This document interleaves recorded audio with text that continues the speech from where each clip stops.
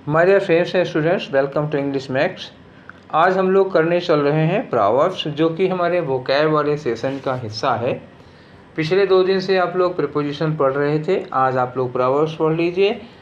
Proverbs को 2 हिस्से में हमने बांट रखा है। कुल हमारे पास 100 इम्पोर्टेंट प्रोवर्ब्स का कलेक्शन है, जिसमें आधा में आज 50 प्रोवर्ब्स आज करा दूंगा, 50 प्रोवर्ब्स फिर 2-4 दिन के बाद करा दूंगा, क्योंकि बीच में फिर हमें प्रीपोजिशन को कंटिन्यू करना है। देखिए, प्रोवर्ब्स डायरेक्ट एग्ज़ाम में पूछे जाते हैं। दूसरा, ये बोलचाल में अगर आप इस्तेमाल करते हैं प्रोवर्ब्स को, तो आपकी अंग्रेज़ी बहुत स्टाइलिश हो जाएगी, आपकी लैंग्वेज बहुत डिसेंट हो जाएगी। आंसर लिखते समय, एसे लिखते समय, लेटर लिखते समय, डिस्क्रिप्टिव राइटिंग में अगर आप इसका इस्तेमाल करते हैं तो इम्प्रेशन पे बहुत एग्ज़ामिनर पे बहुत अच्छा इम्प्रेशन पड़ता है।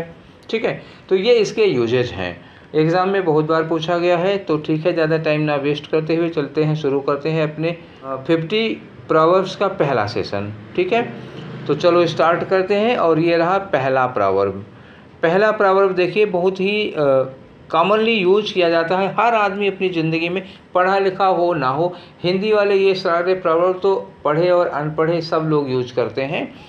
उन्हीं का अंग्रेजी में जब करते हैं तो फिर मज़ा आ जाएगी आपको। अगर हिंदी के प्रोवर्ब्स आते हैं और अंग्रेजी के भी प्रोवर्ब्स आते हैं तो फिर आप समझ लीजिए सोने पर सुहागा हो जाएगा, आपकी भाषा में 4 चांद लग जाएंगे। तो पहला प्रोवर्ब जो बहुत ही कॉमन है वो है, अंत भला तो सब भला। इसका मतलब बताने की ज़रूरत नहीं, आप लोग इतने अच्छे हैं कि सबको पता होगा, अंत भला तो सब भला। देखिए, इसको अंग्रेजी में कहते हैं all is well that ends well. अंत भला तो सब भला, मतलब all is well that ends well. ठीक, मतलब समझ में आ गया। हम आपको आज का जो मेरा मेन टारगेट है वो है हिंदी के प्रोवर्ब्स को अंग्रेजी में कैसे कहते हैं। वो ट्रांसलेशन नहीं होगा, कभी कभी ट्रांसलेशन सा लगेगा और कभी कभी एक अलग ही चीज़ आपको नज़र आएगी, लेकिन हिंदी के जो प्रोवर्ब्स हैं उसी का हूबहू सेंस में अंग्रेज क्या कहते हैं वो बताना है मेरा पर्पज। तो एक हो गया अंत भला तो सब भला, दूसरा है अंधों में कनवा राजा। तो अंधों में काना राजा का मतलब क्या होता है, जहाँ सब मूर्ख हों वहाँ पे थोड़ा भी समझदार कोई होता है तो वो अंधों में काना राजा कहा जाता है। मतलब क्या हुआ, अ फिगर अमंग सिफर्स।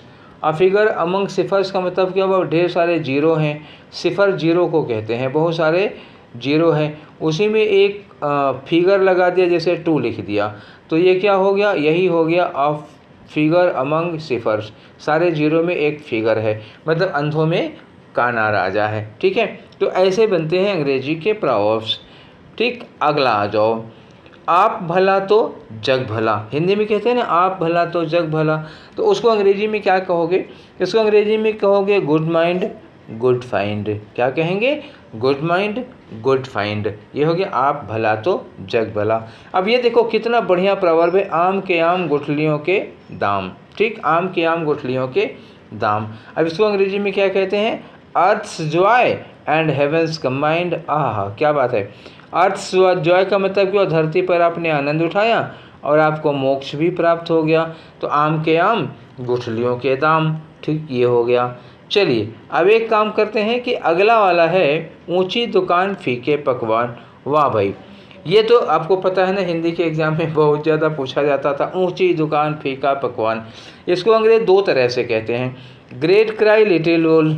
मतलब जैसे किसी भेड़ का ऊन उतारा जा रहा हो, भेड़ चिल्लाए बहुत और ऊन बहुत जरा सा निकले, तो ऊंचा दुकान फीका पकवान, मतलब क्या हुआ, ग्रेट क्राई लिटिल वूल। और इसी को कहते हैं ग्रेट बोस्ट लिटिल रोस्ट। ठीक, ग्रेट बोस्ट लिटिल रोस्ट, ये हुआ ऊंचा दुकान, ऊंची दुकान फीका पकवान। अब आप किसी के सामने झाड़ दीजिए ऊंची दुकान फीकी पकवान, ऐसे बोलेंगे तो सबसे अंग्रेजी में झाड़ दीजिए ग्रेट क्राई लिटिल वूल यार, तो आदमी को ऊपर इंप्रेशन पड़ेगा, अरे वाह क्या बात है। ठीक है, चलिए, तो ये देखिए अंग्रेजी झाड़ने के लिए नहीं बढ़ा रहा हूँ, ये आप अपने यूज में ले आइए आंसर लिखने में। ठीक है, ऊँट के मुंह में जीरा, ये तो बोलते ही होगे, अक्सर बोलते होगे, सभी लोग बोलते हैं ऊँट के मुंह में जीरा। इसको अंग्रेजी में क्या कहेंगे, a drop in the ocean. क्या कहेंगे, a drop in the ocean. अब अगला आ जाओ, एक पंथ दो काज। तो ये भी हम लोग बोला करते हैं, रोज़ आए दिन रोज़मर्रा की ज़िंदगी में बोलते हैं, भैया एक पंथ दो काज कर लिया। एक पंथ दो काज का मतलब हुआ to kill 2 birds with 1 stone. ठीक, अब यह एक हाथ से ताली नहीं बजती। देखो ये हिंदी करने में ना ये बिंदी बिंदी अनायास में कहीं से लग जाती है, ठीक से बन नहीं पाता। तो भैया हिंदी की स्पेलिंग मत चेक करना यार। यहाँ ये जानते हैं टाइप करने में हमें बहुत बढ़िया टाइपिंग आती नहीं है, तो ये टाइप वाइप में कहीं जहाँ चंद बिंदी लगानी है वहाँ केवल बिंदी लग गई, तो ये सब थोड़ी दिक्कतें हैं। मैं जो बोल रहा हूँ उस पर ध्यान देना, स्पेलिंग पे मत ध्यान देना। हिंदी वाले में नहीं, अंग्रेजी वाले पे दे सकते हो। एक हाथ से ताली नहीं बजती, इसको अंग्रेजी में क्या कहा जाता है? It takes two to make a quarrel. भैया अकेले कौन झगड़ा कर लोगे क्या? कोई ना होगा तो कैसे झगड़ा करोगे? झगड़ा करने के लिए दो लोग चाहिए। तो एक हाथ से ताली नहीं बजती, इसका मतलब जब भी कहीं कुछ खटपट चटपट होती है, कोई आदमी कहता है इन्होंने मुझे मारा, तो आदमी कहता है भैया एक हाथ से ताली नहीं बजती, तुमने भी जरूर कुछ न कुछ किया होगा। मतलब it takes two to make a quarrel. 8 हो गया। चलो गिनते रहना क्या, गिनती तो हमें ही गिन चुके हैं, आप लोग बस सुनते रहिए, याद करते रहिए। एक ही थाली के चट्टे बट्टे, समझ में आ रहा है ना? जैसे दो दोस्त होते हैं, ये एक ने कुछ कहा तो दूसरे ने हाँ में हाँ कर दिया, तो मम्मी पापा लोग क्या कहते हैं? तुम सब एक ही थाली के चट्टे बट्टे हो। एक ही थाली के चट्टे बट्टे मतलब chip off the same block. ठीक, अगर वो अंग्रेजी में बोलेंगे तो क्या कहेंगे? You all are chip off the same block, तुम सब एक ही थाली के चट्टे बट्टे हो। अब अगला देखो, ये भी हम लोग बहुत बोलते हैं, कर भला तो हो भला, अच्छा करोगे तो अच्छा होगा, कर बुरा तो हो बुरा, जाहिर सी बात है। तो कर भला तो हो भला मतलब क्या हुआ? Light reflects light. अब कर भला तो हो बुरा, इसका मतलब do evil and look for the evil, look for the like. Do evil बुरा करो and look for the like, और वैसा ही तुम्हारे साथ होगा। अगर तुम दूसरे के साथ बुरा करोगे तुम्हारे साथ भी बुरा होगा, तुम अच्छा करोगे अच्छा होगा। तो कर भला तो हो भला, लाइट रिफ्लेक्ट्स लाइट, और कर भला तो हो बुरा, do evil and look for the like. ठीक है, चलो आगे 11 हो गए। ये रहा हमारा प्रॉवर्ब नंबर 12। तो ये क्या है, कभी कभी हम लोग कहते हैं कल किसने देखा है यार, कोई आदमी कहता है कल कर देगा, अरे कल किसने देखा है यार। तो इसको अंग्रेजी में क्या कहते हैं? Tomorrow never comes, tomorrow never comes. एक ये बहुत सुना होगा ना, गरीबी में आटा गीला, एक हिंदी का मुहावरा है, गरीबी में आटा गीला हो ही जाता है, ये सच भी है। ठीक है, तो गरीबी में आटा गीला, इसको अंग्रेजी में क्या कहेंगे? Misfortune seldom comes alone, misfortune seldom comes alone. हमेशा एक मुसीबत होगी तो उसके साथ में एक और लगी रहेगी, पक्का लगी रहेगी। अब अगला देखो, घर का भेदी लंका ढाए। अब ये कितना पॉपुलर मुहावरा है, आप लोगों को पता भी है, गाँवों में भी लोग बोला करते हैं, घर का भेदी लंका ढाए। ठीक, अंग्रेजी में क्या कहते हैं इसको? Traitors are the worst enemies. क्या है? Traitors are the worst enemies. ठीक, ये है घर का भेदी लंका ढाए। 4 दिन की चांदनी फिर अंधेरी रात, ये भी कितना सुनने को मिलता है, 4 दिन की चांदनी फिर अंधेरी रात। इसको अंग्रेजी में क्या कहते हैं? अ 9 डेज वंडर। क्या कहते हैं?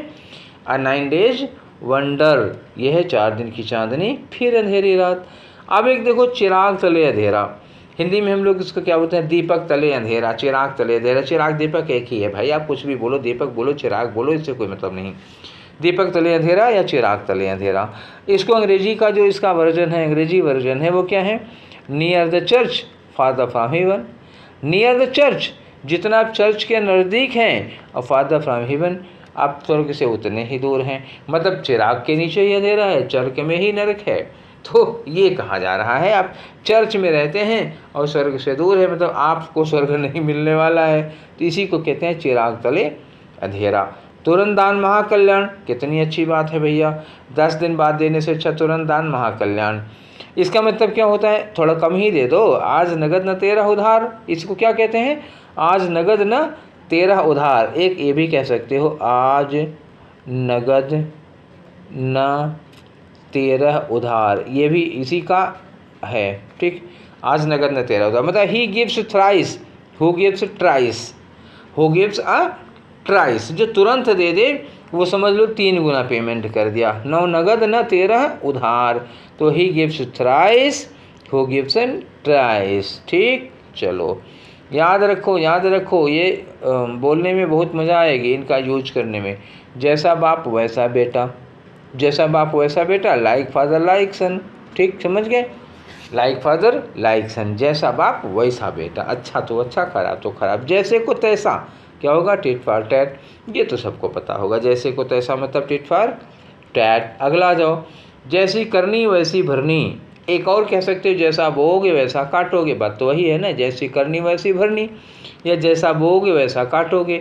अंग्रेजी में कहता है as you sow so shall you reap, as you sow जैसा तुम बोओगे, सो शैल यू रीप वैसे तुम काटोगे। ठीक है, इसी को कभी कभी कहते हैं बोया पेड़ बबूल का, आम कहाँ से होए, तो जो बोओगे वही तो काटोगे।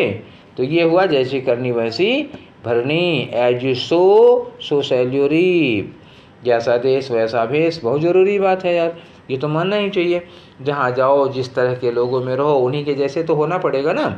तो when you go to Rome do as Romans do, क्या करना होगा, when you go to Rome do as Romans do, जब आप रोम जाओ तो वैसे ही करो जैसे रोम वाले करते हैं। इसका मतलब जैसा देश वैसा भेष। ठीक है, आगे आ जाओ। ये रहा 22 में क्या है, जाको राखे साइयाँ मार सके ना कोई, वाह वाह वाह वाह। ठीक, तो ऐसे लोग बोलते हैं ना, जाको राखे साइयाँ मार सके ना कोई। तो whom God keeps no frost can kill, whom God keeps, जिसको भगवान बचाता है, no frost can kill, उसे कोई नहीं मार सकता। जो गरजते हैं वो बरसते नहीं। देखा होगा तमाम बादल, कभी कभी होता है ना, सुबह खूब ढेर सारे बादल छाए थे, घर घर कर रहे थे, वर्षा एक बूंद नहीं। अब इसी को अंग्रेजी में इसी को हिंदी में एक और कहते हैं, जो भौंकते हैं वो काटते नहीं।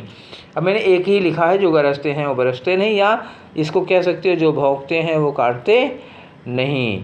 तो इसको अंग्रेजी में क्या कहते हैं, barking dogs seldom bite, barking dogs seldom bite, ये होता है जो गरजते हैं वो बरसते नहीं। अब आगे आ जाओ, दाल में काला है। अब ज़रूर कहो चाहे ना कहो, दाल में कुछ काला है या दाल में कुछ काला ज़रूर है। तो ये तो संदेह के लिए किया जाता है ना, कुछ ना कुछ तो गड़बड़ है, दाल में काला है। इसको अंग्रेजी में क्या कहते हैं, फिशी। तो FISSY, फिश में वाई लगा दो तो फिशी का मतलब हुआ दाल में कहीं कुछ काला है, मतलब कुछ गड़बड़ है, तो देयर इज समथिंग फिशी, ये हो गया। दूध का दूध पानी का पानी, झगड़ा होने पर लोग बोलते नहीं, बलवाओ उनको और दूध का दूध पानी का पानी हो जाएगा। ठीक, तो इसको अंग्रेजी में क्या कहोगे, oil and truth must come out, oil and truth, इसमें एक दूध हो गया एक पानी हो गया। ठीक, oil and truth must come out, दूध का दूध और पानी का पानी हो जाना चाहिए। अब अगला, दूर के ढोल सुहावने होते हैं, ये भी सुना होगा कि मतलब दूर की बात लगता है, अरे फलाने वहाँ सब कुछ बहुत अच्छा है। ठीक, बस खाली होता ही है, वहाँ जाके पता लगा तो पता लगा जहाँ थे उससे भी बदतर है। तो दूर के ढोल सुहावने होते हैं, अंग्रेजी में क्या कहोगे, distant drums sound well, distant drums sound well. अगला लिखा है, दान की बछिया का दांत नहीं देखा जाता, मतलब जो चीज़ तुम्हें दान में मिल रही है, जो मुफ्त में मिल रही है, उसमें क्वालिटी ना देखो। फ्री में पाए हो, दान में पाए हो, अब उसमें कहोगे कि ये मतलब नहीं, इसमें ये गड़बड़ है वो गड़बड़ है, अरे दान में मिला है, मुफ्त में मिला है, ले जाओ। ठीक, तो दान की बच्चिया का दांत नहीं देखा जाता, मतलब beggars and borrowers can't be choosers, beggars and borrowers can't be choosers. अब इसे ज़्यादातर मिलता है बेगर्स कांट बी चूजर्स। ठीक है, बारोवर्स और जोड़ दिया, चाहे जिसके साथ जोड़ दो आप, बेगर्स एंड बारोवर में कुछ भी ले लो, बेगर्स कांट बी चूजर्स या बारोवर्स कांट बी चूजर्स, चाहे जो लगा दो। दान की बच्चिया का दांत नहीं देखा जाता। भीख मांग रहे हो तो उसमें क्वालिटी देखोगे क्या।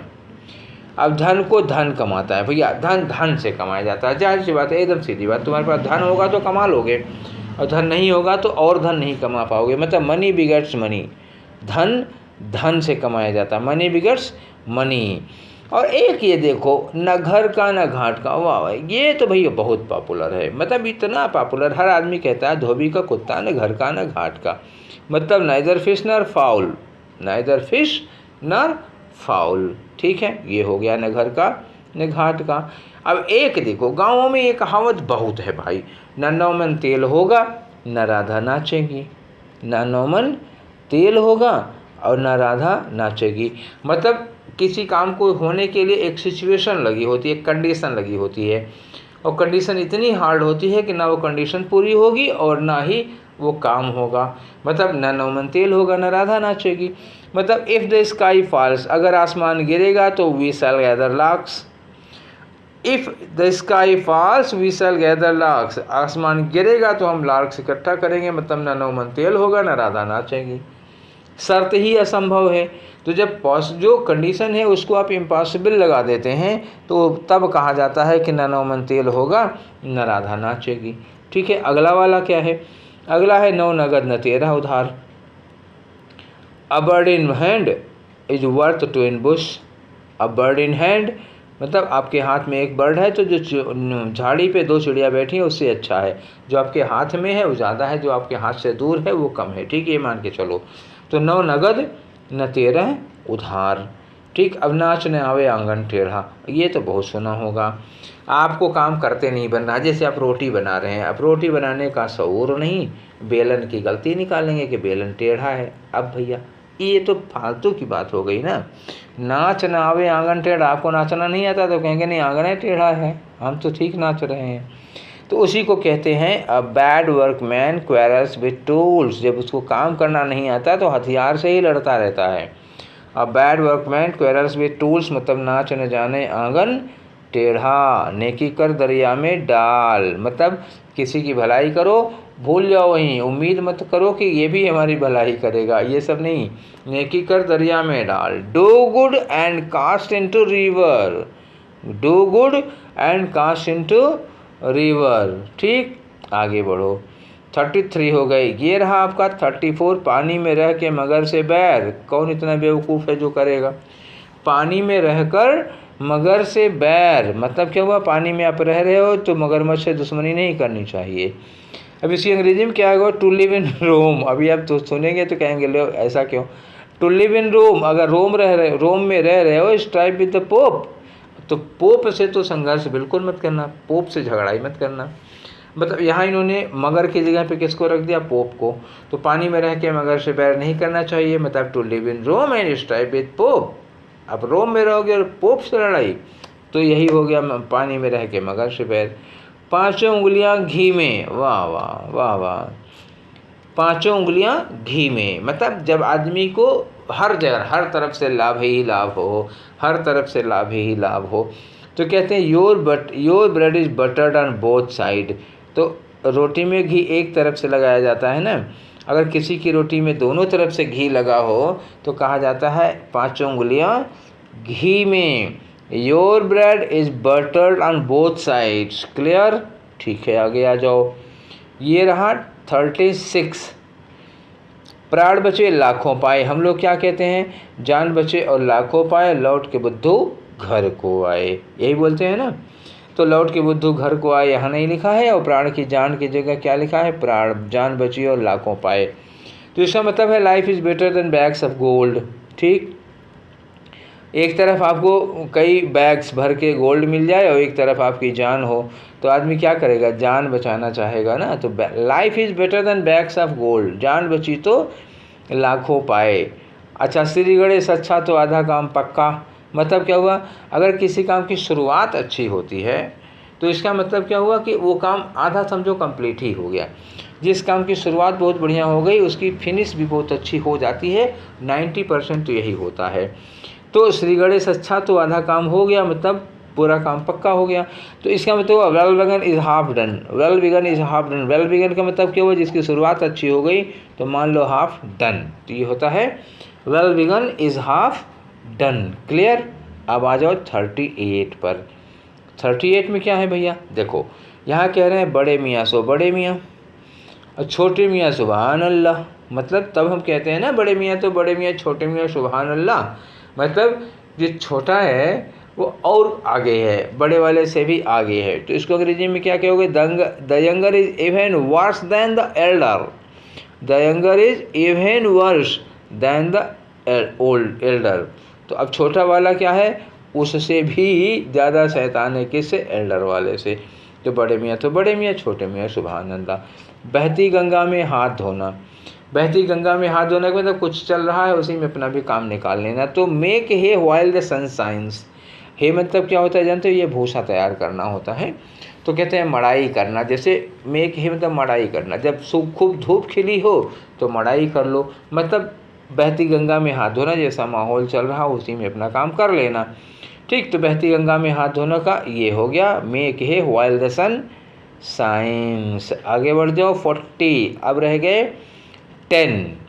तो 40 में क्या कह रहे हैं, 40 में भैया कह रहे हैं देखो, बिना सेवा के मेवा नहीं मिलता। ये बात तो एकदम सच है, 100% सच है। अब आप सेवा नहीं करोगे तो मेवा कहाँ से खाओगे। तो बिना सेवा के मेवा नहीं मिलता, मतलब नो पेन नो गेन। मेहनत करो तो रिजल्ट मिलेगा, नहीं तो कुछ नहीं। तो बिना सेवा के मेवा नहीं मिलता, मतलब नो पेन तो नो गेन। बूंद बूंद से तालाब भर जाता है, सही बात है। तो बूंद बूंद से तालाब भरना मतलब many a pickle make a mickle, ठीक। Many a pickle makes a mickle, समझ में आ गया। तो ये हो गया बूंद बूंद से तालाब भरता है। अब आगे आ जाओ, खाली दिमाग शैतान का घर होता है। ये तो भैया बहुत सुना है, ठीक है ना। तो खाली दिमाग शैतान का घर होता है। अगर आपका दिमाग खाली है, दुनिया भर की खुराफातें आएंगी। अंग्रेजी में कहते हैं an empty mind is devil's workshop. Devil's ऐसे नहीं लिखा जाएगा, ये डेविल में अपॉस्ट्रोफी एस लगेगा, ये डेविल हो गया, कामा लगा के एस होना चाहिए था, थोड़ी सी स्पेलिंग मिस्टेक हुई है। N empty mind is, N empty mind का मतलब क्या हुआ, खाली दिमाग। Is devil's workshop, devils workshop का मतलब क्या हुआ, यहाँ पर शैतान काम करने लगता है। तो खाली दिमाग शैतान का घर होता है। N empty mind is devil's workshop. अब आ जाओ, बोए पेड़ बबूल के तो आम कहाँ से होए। जाहिर सी बात है, जैसी करनी वैसी भरनी। तो बोए पेड़ बबूल के तो आम कहाँ से होए, मतलब gather thistles and expect pickles. Gather thistles तो इकट्ठा कर रहे हो कांटे, उम्मीद करते हो पिकल अचार मिलेगा, सवाल ही नहीं होता। तो gather thistles and expect pickles, मतलब बोए पेड़ बबूल के तो आम कहाँ से होए। अब आ जाओ 44 पे, ठीक है। 44 में क्या लिखा है भैया, 44 में भाग्य का लिखा कौन मिटा सकता है, कोई नहीं मिटा सकता, ठीक। अब इसको अंग्रेजी में क्या कहा जाता है, भाग्य का लिखा कौन मिटा सकता है। इसको अंग्रेजी में कैसे कहा जाएगा, what is allotted can't be blotted. What is allotted, allotted का मतलब किस्मत में लिखा हुआ, जो किस्मत में लिख दिया हुआ है, कांट बी ब्लॉटेड, उसको कोई मिटा नहीं सकता, होनी तो तय है, ठीक। तो what is allotted can't be blotted. तो भूखा सो रूखा, ये बात भाई बिल्कुल सही है। जिसको भूख लगी होगी तो गुस्से में होगा। भूख लगे होने पे कोई इमोशन नहीं आता, बस भूख भूख एंड गुस्सा। तो भूखा सो रूखा। Hungry man is an angry man, a hungry man is an angry man. जाहिर सी बात है भैया, हंग्री होगा तो एंग्री होगा ही होगा। अब आ जाओ, महंगा रोए बार बार और सस्ता रो नहीं, महंगा रोए एक बार सस्ता रोए बार बार। ये महंगा रोए एक बार, सस्ता रोए बार बार, ठीक। एक बार पैसा लगा दो, कुछ दिन आराम से काम चले। A cheaper bar takes no meat. अब ये मीट क्यों लगाया इन्होंने, ये पता नहीं मुझे, अंग्रेजी में ये कहावत है। A cheaper bar takes no meat, ठीक है। अब आओ, गड़े मुर्दे मत उखाड़ो। गड़े मुर्दे मत उखाड़ो का मतलब क्या हुआ, जो बीत गई सो बात गई, यही कहते हैं ना, गड़े मुर्दे मत उखाड़ो। इसको हम हिंदी में दूसरा बनाएंगे तो क्या होगा, जो बीत गई सो बात गई, जो हो गया सो हो गया, जो बीत गई सो बात गई। इसको अंग्रेजी में कहते हैं let bygones, let bygones be bygones, let bygones, ये लिखा ना, लेट बायगॉन्स और बी बायगॉन्स। एक और होता है इसका, लेट स्लीपिंग डॉग्स लाई। क्या होता है, लेट स्लीपिंग डॉग्स लाई, मतलब कुत्ता अगर सो रहा है तो सोता रहने दो, उसको उठाओ मत, अगर उठ जाएगा तो भौंकेगा काटेगा। इसका मतलब क्या हुआ, गड़े मुर्दे मत उखाड़ो, लेट स्लीपिंग डॉग्स लाई, ठीक। तो ये तो हो गया, गड़े मुर्दे मत उखाड़ो। अब रहा 48। 48 में मित्र वही जो समय पे काम आए, जाहिर सी बात है, a friend in need is friend in deed. जो सही वक्त पर काम आए वही सच्चा दोस्त है। A friend in need is a friend Indeed. मेहनत का फल मीठा होता है, मेहनत का फल मीठा होता है, मतलब नो रोजेज विदाउट थॉर्न्स। बिना भैया कांटे नहीं चुभाओगे तो गुलाब कहाँ से मिलेगा, ठीक। नो रोज विदाउट थॉर्न्स, कोई मीठा फल नहीं मिलने वाला जब तक कि आप कांटे न चुभवा लेते हैं। मतलब मेहनत करोगे तभी तो मीठा फल मिलेगा, कांटे नहीं चुभवाओगे तो गुलाब कहाँ से मिलेगा। अब अगला है, यहाँ तुम्हारी दाल नहीं गल सकती। हाँ, अक्सर हम लोग बोलते हैं ना, भैया ऐसा करो बस करो बहुत हो गया, अब यहाँ तुम्हारी दाल गलने वाली नहीं है। तो your schemes won't take here, your schemes won't take here, तुम्हारी दाल यहाँ नहीं गलने वाली। तो भैया ये थे हमारे 50 प्रॉवर्ब्स। ठीक, क्या थे? 50 प्रॉवर्ब्स जो हम लोगों ने आज किए। और फिर नेक्स्ट में हम लोग करेंगे 50 प्रॉवर्ब्स, इसका होगा फिर पार्ट 2। ये हो गया 2, ये हो गया 1। कुल 100 प्रॉवर्ब्स हमने छांटे हैं जो बहुत काम के हैं, डेली बोल चाल में यूज करने लायक हैं। आपको एस्से लिखना है तो लगाने लायक है, आंसर लिखना है तो लगाने लायक है। मतलब 100, मतलब टॉप 100 वाले जो सबसे बढ़िया हैं। ठीक है, हालांकि प्रॉवर्ब्स बहुत ज़्यादा हैं भी नहीं, इडियम्स की बात करता तो हज़ारों की बात हो जाती, लेकिन प्रॉवर्ब्स बहुत ज़्यादा नहीं है। उसमें से भी 100 टॉप के और जो सबसे बढ़िया वाले थे वो हमने निकाल के आप लोगों को पढ़ाया। 50 इसमें से हो चुका है, 50 और बचे हैं, फिर किसी दिन कर देंगे, कंटिन्यू नहीं करेंगे। अगले दिन आपको कुछ और चीज़ पढ़ाई जाएगी, जिसे प्रीपोजिशन चल रहा है, हो सकता है preposition of means and medium पढ़ा दें, या प्लेस पढ़ा दें, या डायरेक्शन पढ़ा दें, या फिक्स प्रीपोजिशन पे कुछ प्रैक्टिस वगैरह करा दें। ठीक है, तो वोकैब का 1 या 2 सेशन हफ्ते भर में रहेगा, इतना ही ठीक है। इस बार का सेशन होगा किस पे? प्रॉवर्ब्स पे चल रहा है, और ये 2 ही बार में ख़त्म भी हो जाएगा, इसकी लंबी सीरीज नहीं चलेगी। तो आज का ये जो 50 प्रॉवर्ब्स हम लोगों ने पढ़ी, ये प्रॉवर्ब्स आपको कैसी लगी? देखो, ये तो कहने की कोई ज़रूरत नहीं है कि ये नई नवेली हैं या फिर आपने इनके बारे में कभी सुना नहीं है। हिंदी में जितने भी प्रॉवर्ब्स थे आपने सबको सुना होगा और सबको यूज भी करते रहे होंगे। हाँ, उसकी अंग्रेजी क्या होती है ये शायद सारे की ना पता रही हो, कुछ की पता रही हो, कुछ की ना पता रही हो। तो ठीक है, फिर मिलेंगे नेक्स्ट वाले सेशन में, जिसमें हम 50 प्रॉवर्ब्स और कराएंगे। तब तक बीच में आपको ग्रामर मिलेगी। तो ये सेशन आपको कैसा लगा वो हमको कमेंट बॉक्स में लिख कर बताइएगा।